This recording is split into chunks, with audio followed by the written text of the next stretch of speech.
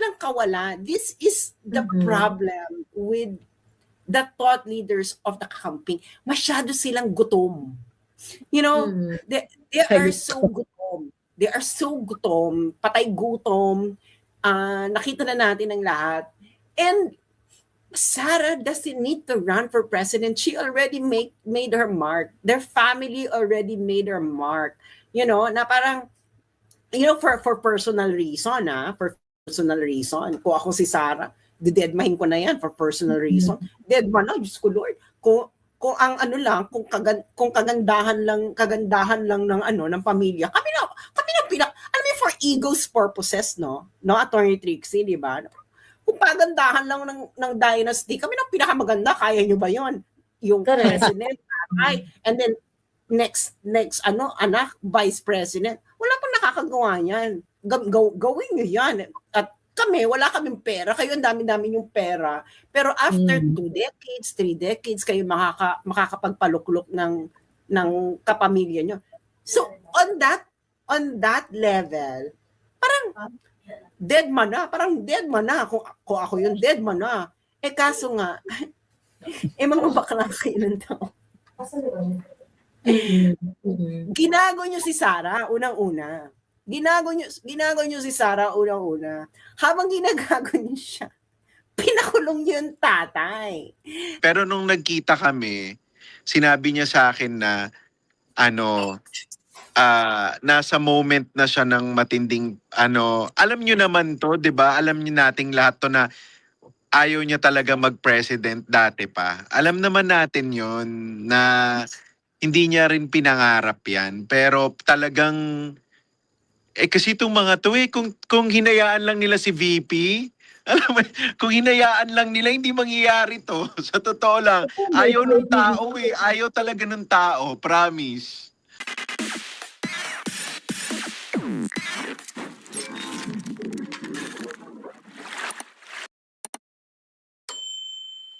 At nandito na ang ating ka-moisture na inaabangan ninyo. Ayan. Ayun. Hello everyone. Hello mga ka-moisture. Hello mga dry skin na umaaligid dito sa live. Hi Trixie! My God, you're there! How dare you? Umakyat kanina. How dare you? I cannot. Ano ba to? Hello everyone. Na-miss nyo ba ako? Hindi. Miss na miss. Malandi kayo. Ito pala. Hello Miss Laika. Hello Mima J. Kamusta? Kamusta ang mga ka-moisturan?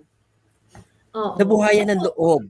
Buhay ng loob, oo. Ano namang discussion? Ano na ba tayo?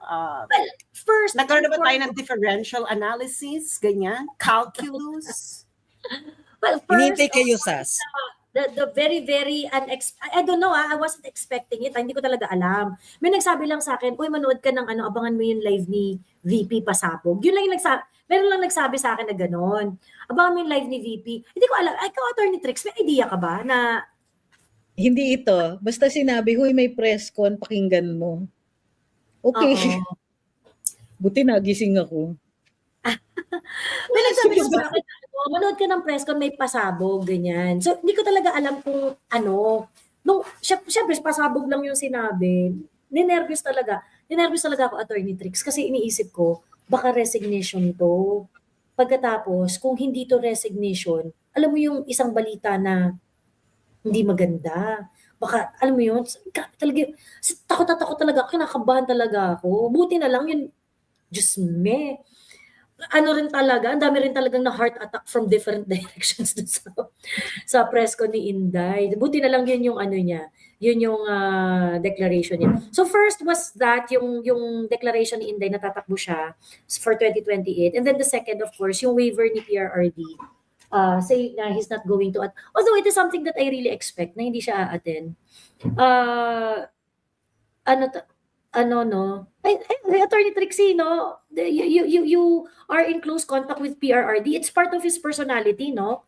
Before, not currently, syempre. Pero hindi Hindi, pag sinabi niyang walang jurisdiction, pansin nung kinukuha siya, he was doing all the right things. Una niyang tinatanong sa mga pulis, ano ang charge niyo sa akin? Ano ang binibintang ninyo sa akin?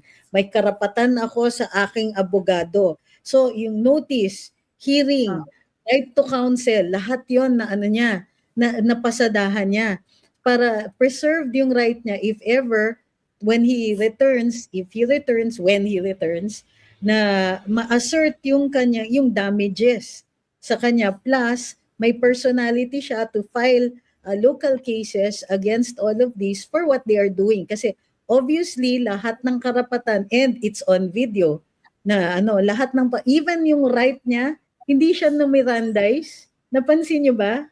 Yeah. Walang Miranda. Walang you have the right to remain silent. You have the right to counsel. If you don't have counsel, one will be provided for you. Walang ganun. Lahat all of his rights were violated. Diba, Attorney Trixie, he could actually, can he file already in Philippine courts? He has to be here eh. So, talaga?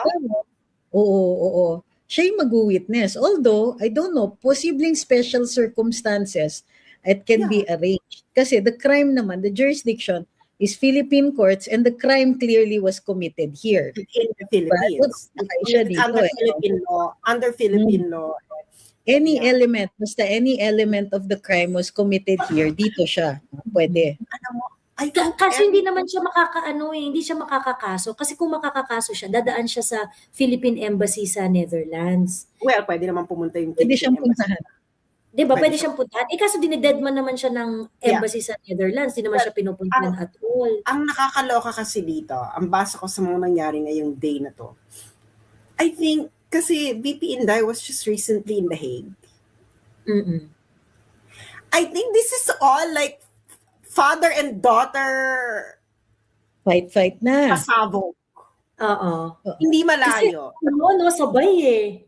Oo, sabay pa yung statement. Tapos ngayong arraignment, ngayong reading ng charges, confirmation of charges, dun din siya nag-announce of all the days na kailangan niyang mag-announce. And parehong pasabog, like parehong palaban yung atake nung mag-ama, na nakita mo talaga na, ay, lagot kayo, nag-father-daughter tandem na. So, parang, nakakatakot. Kasi, you never see the two of them really having this kind of synergy, no? Pareho silang magkaibang lakad.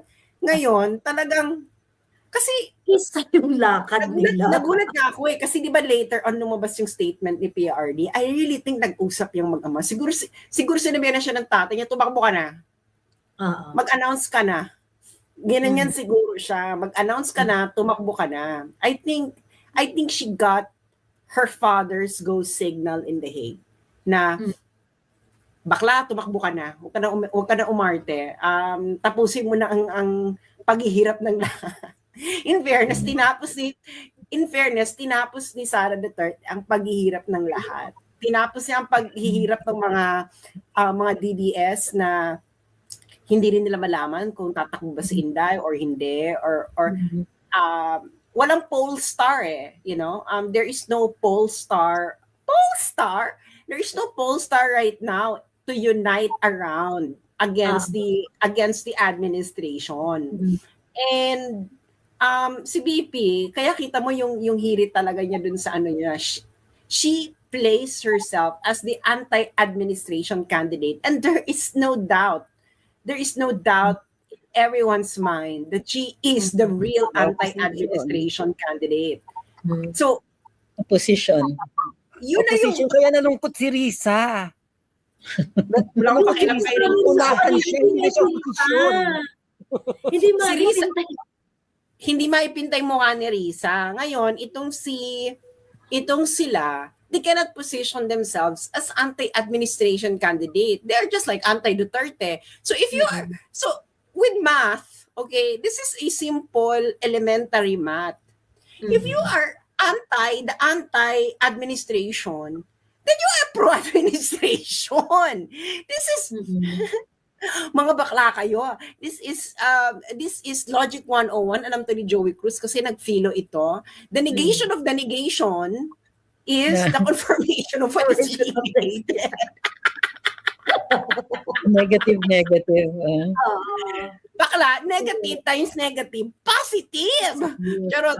So positive. So wala na silang kawalan. This is the problem with the thought leaders of the camping. Masyado silang gutom. You know, they are so gutom. They are so gutom, patay gutom. Nakita na natin ang lahat. And Sara doesn't need to run for president. She already made her mark. Their family already made her mark. You know, na parang, you know, for personal reason, for personal reason. Kung ako si Sara, didedmahin ko na yan for personal reason.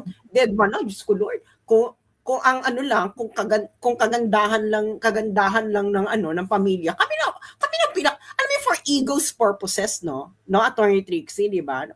Kung pagandahan lang ng dynasty, kami na pinakamaganda, kaya nyo ba yon? Yung president, tatay, and then next anak, vice president, wala pang nakakagawa niyan. Gawin nyo yan. At kami, wala kaming pera. Kayo, ang dami-dami yung pera. Pero after 2 decades, 3 decades, kayo makakapagpaluklok ng kapamilya nyo. So, on that level, parang dead man na. Kung ako yung dead man na. Kaso nga, mga bakla kayo ng tao. Ginago nyo si Sara, unang-una. Ginago nyo si Sara, unang-una. Habang ginagago nyo siya, pinakulong nyo yung tatay. Tapos lahat hindi sila na kontento na babuyin si Sara. Pati kailangan babuyin din yung tatay niya. Hindi nyo lang binaboy yung tatay niya, binaboy nyo pa yung mga tao nila. Bakla. Might as well, di ba? I'm pretty sure si Sara, ngayong vice president, siguro kung hindi nila ginagawa yan, magdadalawang isip pa yan, nakakapagod. Parang, rest muna ako, give chance to others. Baka may ganyan, alam mo yung feeling ko si Sara, may ganyan pa siyang na parang, alagaan ko muna yung mga anak ko, lumalaki yung mga anak ko, kailangan nila ng nanay, ganyang level, or uwi muna ako ng Davao, nakakapagod dito sa Maynila, ganyan. Kasi nga, may mark ka na ikaw, bongga ka na, kailan pwede ka tumakbo. Siguro, napik ka si Sara, ganyan. Okay, di tatakbo na lang ako, para matapos na ang lahat ng paghihirap ng lahat. Di ngayon, may point na yung mga pinagagawa ninyo na gusto nyo akong pa-impeach, di pa-impeach nyo. Ganyan. So, the bottom line is, of everything that happened today, si Sara Duterte ay dapat nilang katakutan dahil siya ay humarap sa camera na para lang naka-tinted moisturizer at lip gloss. Charot. You cannot bring a woman that moist down. Ito na si Daryl. Daryl, basang-basa ka dyan. Nga kasi sinend sa akin yung link. Ayun si Attorney Trixie. Ayun si Yes Attorney po. Trixie, yes. Hi. Ayun. Nakakaloka. Hi. Alam mo ba na mag-a-announce si Inday? Nung nag-visit ako sa kanya, ang inaano niya lang is, nasa yugto siya ng matinding pag-iisip. Pero kasi di ba kayo lang, kayo pagkausap niyo siya may sense, ako ang gusto niya kausap pag walang sense. So ang usapan namin hindi ganyan. Kayo lang ang makakausap niya sa ganyan. Ako ang usapan namin Ulthera, Ozempic, yan ang mga usapan namin. So, yung mga may kabuluhan, kayo ang kausap niya diyan. Pero nung nagkita Baklaan kami, lang kayo. Pag nag-usap kayo, baklaan lang. ano bang malay ko dyan sa mga mga batas-batas. Hello. Kaya kayo lang ang pwede niyang kausapin dyan. Pero nung nagkita kami, sinabi niya sa akin na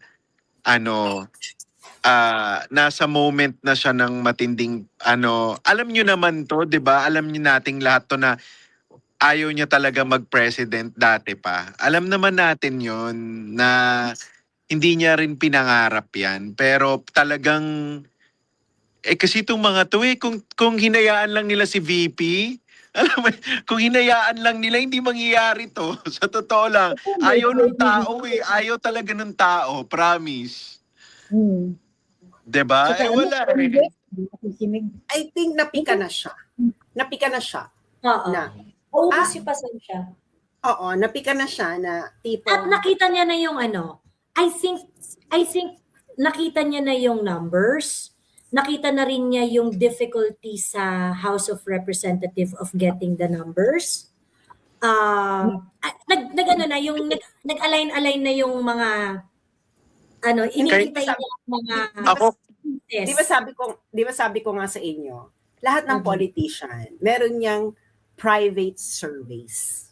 Ito yung hindi for propaganda purposes, pero talagang parang alam mo yun, the reality check ganyan. Iba yung chinichika nila sa madlang people. Iba yung mga nilalabas na survey at iba yung talagang seryosong survey. Kasi kailangan mo yan eh. Kailangan mo na seryosong survey kasi pag wala kang seryosong survey, bakla, magsasayang ka ng pera. You need a real survey. Question na hindi for propaganda purposes. So feeling ko lahat ng politiko gumawa na nakita na nila ang totoong survey. Kaya nga itong kalaban, baka 2027 pa kaming magde-decide kung sino ang tatakbo. Kasi kailangan pa nila ng panahon para pababain pa yung numbers. Siguro sobrang taas. Sobrang taas. Kaya ako umakyat kasi parang yung huling usap namin, Inday, was right after the announcement. After nun, hindi na kami nakapag-usap. Ang ko sa inyo, nahiya rin ako itanong sa kanya, pero sa palagay nyo ba, sinabi kaya niya yan kay tatay sa Hague? Di ba nag-usap na nga kami? I think pinlano ng mag-ama to. Kita mo, kung kailan siya nag-announce, kung kailan yung confirmation of charges ng tatay niya, siguro, feeling ka talaga, sinabihan siya ng tatay niya na tumakbo ka na. 'Di ba si PRRD pa rin, no? Siya pa rin, no? Pansinin niyo yung letter ng I really PRRD. think PRRD already convinced Sara to run. Kasi if there's only one person who could convince Sara Duterte to do this, it's the father. The only person on earth. Hindi na, tingnan niyo yung letter ni PRD. Ang laki ng taya niya. Kasi for him to, ganito, hindi siya dapat naririnig. Yung ICC, imamuzzle nila talaga ang akusado. Di ka makakasalita. Hindi nila dapat hindi siya pinapayagan to make political statements. Binabantayan sila ni Inday. All their conversations are recorded. All his, if he gets any mail, sinesensor yan, binabasa yan, he will not be allowed to reach out. Nakahanap siya ng paraan. Tingnan niyo, all he had to do actually was say na, I will not appear, I waive my right to achuchuchu.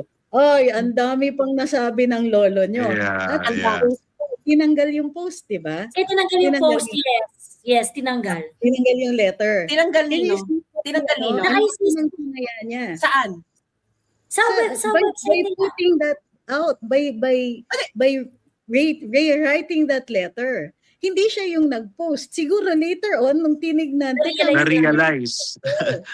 Actually, statements. Actually, that made it worse. For him? You posted it and removed it. Anything you post and remove, yun. Sila yung nag-post. It made it worse for the ICC. It already... They allowed, totoo yan. They allowed it, tapos they took it down. That's an admission of something. Pero, PRD took a risk. He took a risk to get a message out.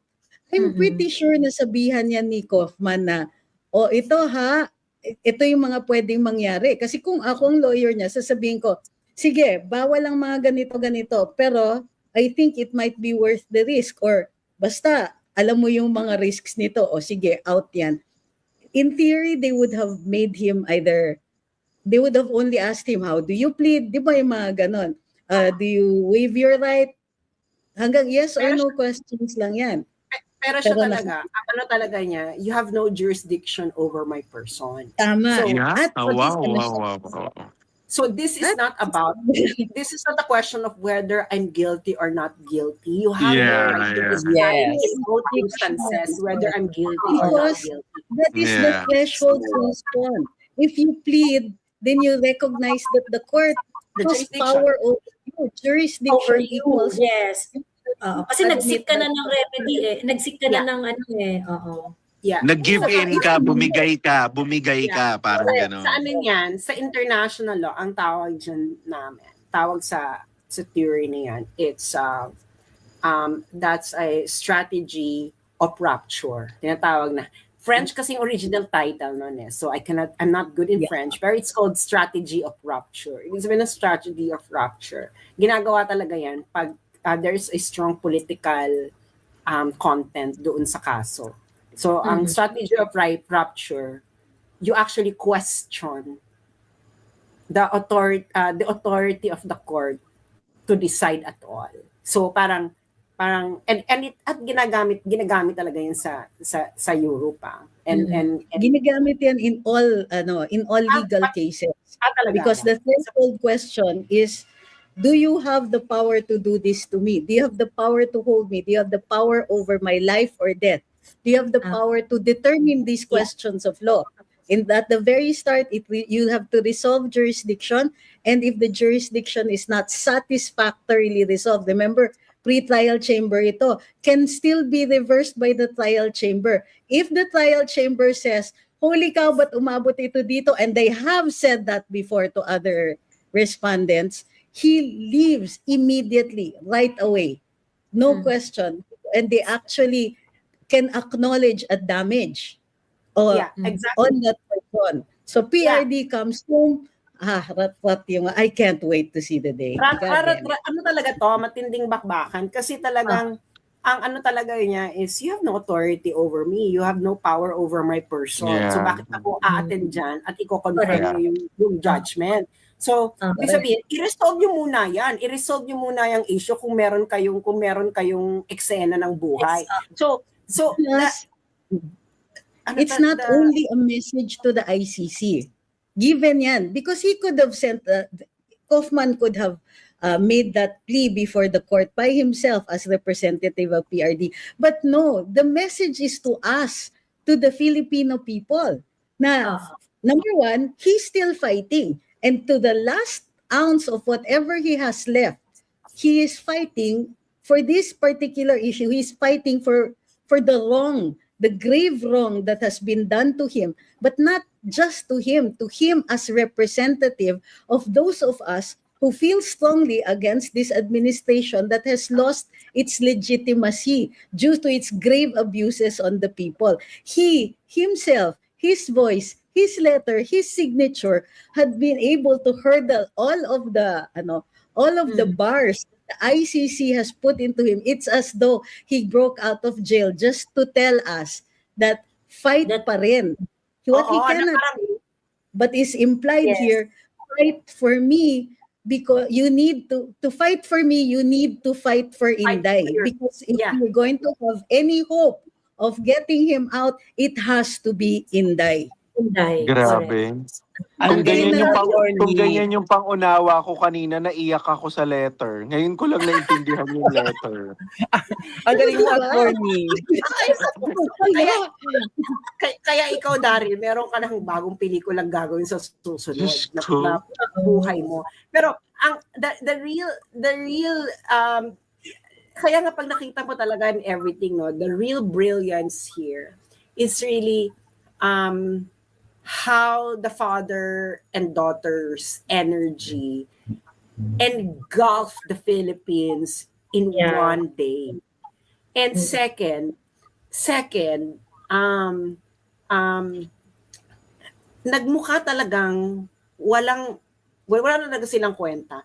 Nawalan talaga sila ng saysay, yung mga kalaban. Kasi they don't have this powerful narrative. Their narrative is mga biktima ng mga adik. Pinagtatanggol nila yung mga adik. Oo. Ang narrative is si Kian kawawa. pinagtatanggol ng paring mahilig manood ng kantot Madami. gaming. Oo. Di ba? Kita mo Daryl, ikaw director ka, pag titingnan mo yung narrative, yung isang narrative, Yeah. nilalabanan Banyaga, itong isa nilalabanan presidente ng Pilipinas. Wala talaga. Di ba? Walang narrative appeal. Wala talaga. Super. I mean, yung kino-compare nyo yung narratives na yan, pero we have to give it to them. Hindi sila tumitigil mag-isip ng bagong narrative every day. Tinatry nilang makatisod ng bago. Like kung ano-ano mga iniimbento nila na sobrang... Wala sa kanila. Wala sa kanila eh. Oo. Yeah, exactly. Naniniwala kasi sila sa kasabihan na the more entries you send, the more chances. The more chances of winning. Pero yun ang pagkakamali nila, hindi na sila ang inaapi ng mga Marcoses. Totoo. Walang umaapi sa kanila. Walang umaapi sa inyo, Risa. Totoo. Wala. You are not... May aapi ba sa kanya? Naka-glam team na siya? Ba't Sino siya aapi Isang billion-billion na yung insertions mo. Diba? Opposition Actually, ka. kasama na siya sa nang-aapi. Pinayagan ka magkaroon ng insertions na billion-billion. Meron bang opposition na gano'n? Mga aapi, may glam team? Paano siya magiging si Judy Ann kung naka-Chanel siya all over? Alam mo nangyari kay Risa Ontiveros? Ang nangyari kay Lenny, nung pumasok si Lenny sa politika, napakasimple, bigla nagkaroon ng glam team. Ay, bakit bigla ka nagmukhang socialite sa Madjongan sa kanto? Tapos si Risa, ganun din. Kasi si Risa, na pumasok, aminin mo, Trixie, nakakasama mo yan noon sa rally, nakakasama mo yun sa civil society ng mga panahon ng gano'n. Hindi ganyan ang mga hindi ganyan ang eksena ni Risa Ontiveros. Hindi ganyan ang talaga siya, relatable, makikita mo talaga. Nasa na ang alampay niya? Oo. Yung, diba? Yung mukha siyang nagtitinda ng tinapa na ganung level na ganon. Wow. Yung mukha talaga siyang manang. Ganyan yung mukha talaga siyang manang Risa. Talagang amoy hard work. Diba? Pero ngayon talaga, si bakla, Amoy hard. Amoy hard na lang siya. Amoy trying hard. Si bakla, amoy clinic. Amoy clinic ka Manila. Alam mo, anong tawag dito? Alam mo, ano lang ako may mga NDAs lang ako, pero kung alam nyo lang ang presyo ng glam team niya. Talaga? Imposible siyang maapi. Kung isa-search nyo yung Studio 4 na may hawak sa kanya, tingnan nyo na lang kung sino pang hawak nun. Yun na lang yung sasabihin ko. Wala masasabi ko, Daryl. The problem is not the packaging. It's the item. The item. Nagigets nyo? Ay, nako. It's not the packaging. Si Inday nga. Speaking of packaging, for the last weeks, for the llast months, nakita nyo ang impeachment, ang talagang props nila, talagang kilo-kilong, isang ektaryong puno ang tinumba nila. Di ba? Para may props sila, talagang kilo-kilong thesis ang tinanggal nila sa pagkaka-bookbind para lang mapagpatong-patong. Tignan mo yung press con kanina ni Inday. Philippine flag lang. True. No? Tatangin to mga to, hindi pa rin nila nagigets no? Hindi pa rin nila nagigets na wala sa props no? Hindi ko to naiintindihan. Hindi ko magets ba't hindi nila naiintindihan na tapos na yung panahon na ganyan. Putang ina, may mga patroli-troli pa ng toneladang papel. Mga gago talaga no? Hindi nila naiintindihan Si Inday, grabe. Tawag dito, Philippine flag lang.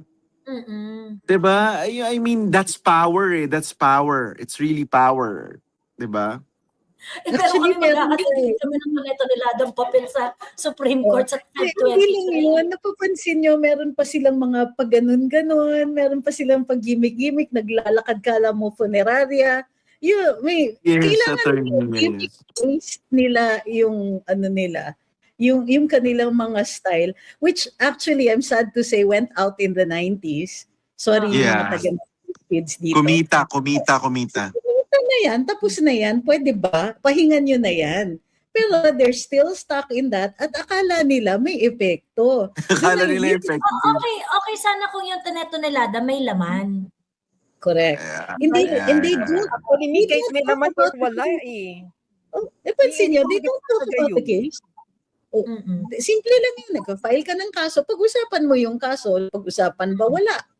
They don't have the facts. They cannot tell us na, uy, ang dami naming ebidensya. Kunwari, marami silang ebidensya kasi ang laki ng stock ng mga papeles nila.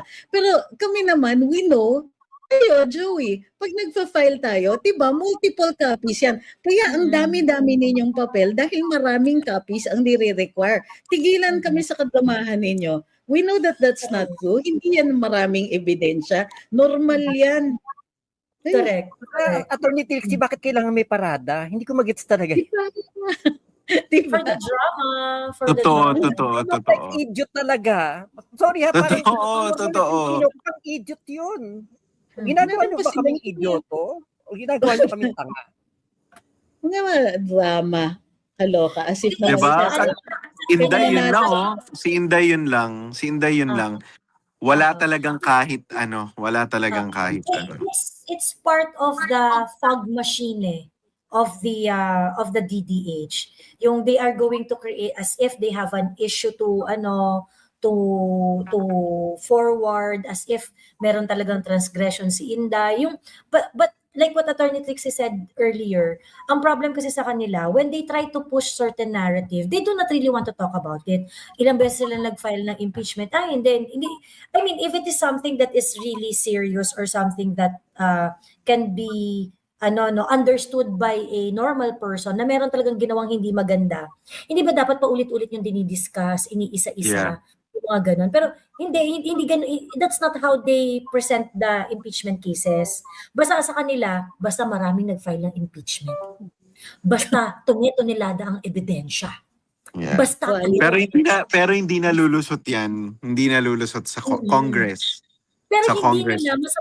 hindi nila masubstantiate doon sa level na naiintindihan namin na when we are all sober and we talk about the merits of the issues na pinupukol nila kay Inday, hindi nila mapaliwanag ng punto por punto. Ganon. They will say na, hindi kasi namin sa trial na lang yan pag-uusapan, ganyan. Joey, akyat daw si Daniel Long. Oo, Ano si sige. Daniel? Well, all I can say Ayun na, is, papasok na ito si Daniel. Puro na naman mga ika-international lang yung pag-uusapan nyo. all I can say is this, no. The opposite, I actually wrote about this na Inday, tinapos ng Inday ang paghihirap ng lahat. Tinapos niya na ang paghihirap ng mga DDS. Lalo na ng kanyang sarili. Ng kanyang sarili na kasi you have to ask yourself, no, why am I going through this suffering, no? Might as well, di ba? Parang ganyan. Might as well. So parang gusto nila akong i-impeach, gusto nilang babuyin ang aking pagkatao dahil gusto nila akong matanggal sa possible candidate sa 2028. Might as well just run kasi what is the point of this suffering at all, hindi ba? So ngayon ang problema ng kalaban, okay, this is how actually katontahan talaga ni Reza. She laid down the cards of what is actually happening within their camp. Yeah. Sabi nga, No, she's wala desperate pa. She really wants. So baka by 2026, by late 2020s, bakla united kayo sa pagpapabagsak kay Sara. Hindi nyo man lang kayo nakapag-isip within 3 years na kung sino ang papalit na kandidato pag natanggal. Kailangan nyo pa magantay ng December 2026. Bakla 3 years kayong Walang popular talaga. Walang popular. So, ibig sabihin ngayon, everyone, because of the announcement of Inday, would have to ask themselves this question: who to align with in Yeah. 2028? Exactly. Inday or some nebulous figure that nobody even knows? Ako talaga, doon na ako sa suggestion ng fellow director ko. I think kailangan na nilang patakbuhin si Vice Ganda. OMG. Well, good luck. But ako, Alam mo, sobrang naive nung strategy na yon. Kasi, ang lakas makabobo Yung hindi nila, I do not know if they realize how matapobre they are. Na, hindi, patakbihin mo si Vice kasi popular. So, popular siya. Yeah. Yung mga Yan na naman botante, sila. iboto Yan lang na sila. naman. Yeah. Diba? And then, after na manalo siya, pag nanalo siya, dahil popular siya at binoto siya ng mga bobo, ang vice president si Lenny, ganyan-ganyan, para siya yung akit, yung mga ganon, and this is what they don't understand. Number one, putang ina ninyo, huwag nyo kaming minamata. Huwag nyo minamata ang mga botante. Diba? Tapos kasi for them, akala nila parang, it's a legitimate, maybe they really think it is a good strategy. Maybe they think na parang, sige, just to increase our number, ganyan. Yeah. Alam mo, sa totoo lang, akala nila brilliant yon. Kaya dapat, ako ang suggestion ko, more than, alam ko ang panata ni Sas, ang kanyang talagang laging pinapayo sa lahat ay i-block ang mga trolls. Ako hindi. Suportahan natin yung nila. Kung ako susuportahan ko yan. Kasi sobrang yan talaga dapat ang gawin sa mga yan. Suportahan, 'di ba? So, sabi nga ni Sas, might as well. So, might as well pagbigyan na yan, 'di ba? Ako yun ako. Itulak. Tama, Supportive direct. ka sa Gusto niyo trolls. pumunta sa pangin, itulak. Ay, di tutulak. Oo, 'di ba? So ako yun lang talaga. Ako naman naniniwala ako na kaya wala silang mapili dahil walang popular. Even Lenny, she knows the numbers. Alam ni Lenny. Ang problem kasi nila, layer. Number one, they need numbers. So ngayon, doon sa side ng mga DDH, ang may track record lang na merong ang pinakamaganda lang na kandidato na merong number sa kanila ay si Lenny lang. So if you have Lenny, then you have, let's say sabihin na natin 15 million votes. Okay. You have 15 million votes. And Lenny was able to consistently deliver 15 million votes in 2016 and in 2022. Sabihin na natin na meron kang 15 million votes. However, yung difference nung taon ng 2016 at saka ng 2022, dapat nag-iisip rin sila, hindi kayo dumadami. Diba? But anyway, if we're just going to look at it ng pinakamaraming madi-deliver na vote, si Lenny na yon. So ibig sabihin, sa side nila, best bet na nila si Lenny. Ay, mas mataas pa rin ba si Lenny kay Bam nitong senatorial? Hindi kasi comparable yung senatorial hindi comparable. Bukal siya Oo. Hindi Tsaka comparable iba yung calculation. Maraming candidates for senator, marami kang choices. Pag presidente or vice president, isa lang. So, it's not the same. Yeah. Tsaka hindi naman totoo yung kay Bam. Oo, yung char. Pagkatapos ngayon, so Lenny has the best number sa lahat ng DDH. Okay. Ang next problem nila is paano sila magpaparami? Handun ang totoo nilang problema. Kasi hindi sila dumadami. In fact, nababawasan pa sila. Bawas na yan ngayon, lalo na yung mga artista nila naki-party-party na dun sa... Exactly. Now, their support base, which I think is part of their 15 million, very strong support base, are already questioning the decision of their thought leaders. Na bakit kayo nakikiparty-party na sa mga Marcoses? Bakit kayo nakiki-align? Bakit meron tayong transactional alliance with the Marcoses? Yeah. Ano to? Kahit pa sabihin natin na strategic lang itong partnership na to, strategic pa ba yung party? Yung party ba strategic? True. So, Alam mo, Mami Joey, may isa pa silang paraan. Hindi sila dumadami. While Lenny has the best number, si Lenny, hindi rin niya napatunayan na kaya niyang i-improve yung number niya. Ang inaano nila ngayon is madadagdagan sila because of the BBM people.